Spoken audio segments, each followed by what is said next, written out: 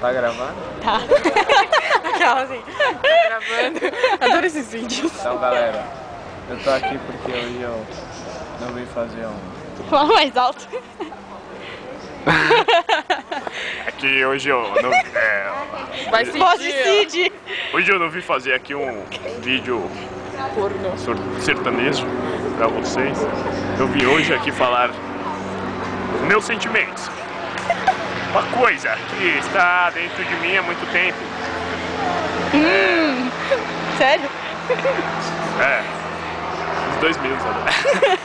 Fui ali no banheiro e já era. Mas não é sobre isso que eu quero falar. É sobre uma garota. Vídeos depois, né? Não, depois eu conto. Próximos vídeos. Próximos vídeos, aguardem, galera. Não precisa desculpa. Porque na pose aqui. É que eu quero falar sobre uma menina que eu estou amando. Do fundo do meu core. Do álcool. Eu faço informática, galera. Netesp, eu faço informática com o Renatinho. Por favor, Renatinho.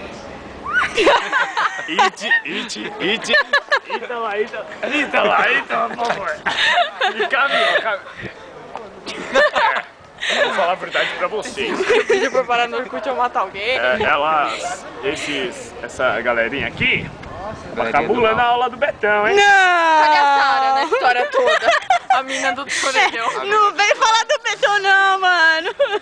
Porque essa mina é conhecida aqui. Eu tenho medo de que más ouvidos. Então quer dizer que a garota é rodada? Não. Não. Ela não é rodada, só que ela tem uma irmã que estuda aqui, gente. Tem muita Sara. Não, ela não estuda aqui, ela estuda... Falou Sara. Não é Sara? Vai dar muito na Mas cara. nem a gente ia falar. Gente, vocês não podem falar mesmo. Olha, vou contar um segredo pra vocês. Vai, Clô. Não, que isso, gente. Já tá sumindo. Então, eu acho que vou namorar com essa garota. Quase certeza. Ela é linda. Tem os cabelos encaracolados. Oi? Ela é um violão. Gata pra caralho. Tudo bem, cara? É o seguinte, galera. Eu vou fazer outros vídeos, tá? E aí eu conto pra vocês o final dessa história. Aquela do cabo dentro?